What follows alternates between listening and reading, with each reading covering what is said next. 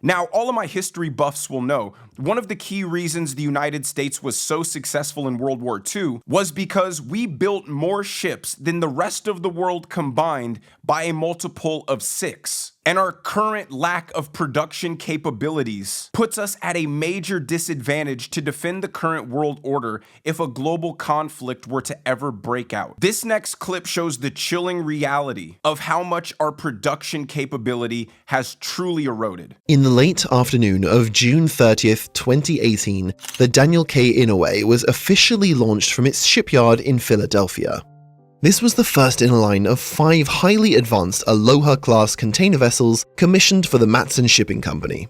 Capable of carrying the equivalent of 3,220 20-foot shipping containers, they are each going to be tied for the largest merchant ships ever produced by the USA.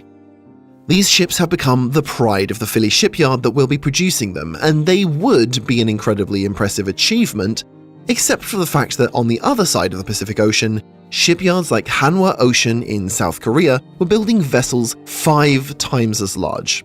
Oh, and in the same time it's taken the Philadelphia shipyard to build just 2 of these vessels, the Korean yards have built more than 50 of a new class of mega freighters that now dominate global trade routes. After World War II, we outsourced all of our critical production capability to the rest of the world at the expense of America, because we thought if we enriched the rest of the world and created an interconnected global economy, nobody would be willing to go to war with each other. And in this utopia of world peace, it wouldn't matter if we couldn't produce the things we needed to sustain ourselves. We could just import them from other markets. Well, South Korea produces 50 times the amount of ships the United States can, and China produces 3 times the amount of South Korea. Russia has spent the last 3 years turning their entire economy into a military production powerhouse, pumping out tens of thousands of low-cost drones per month. The United States can do none of that. So if a conflict were to ever break out,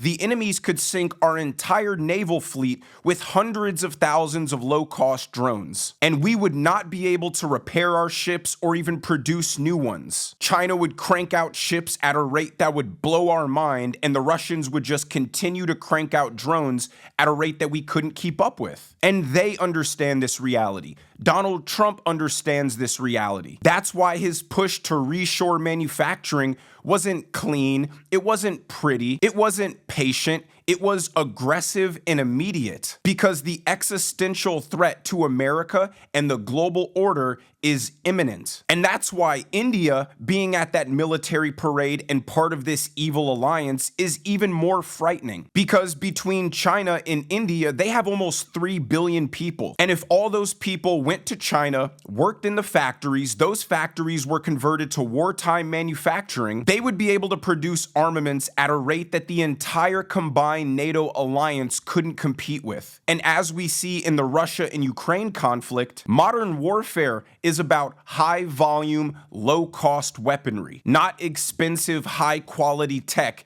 that the United States is known for.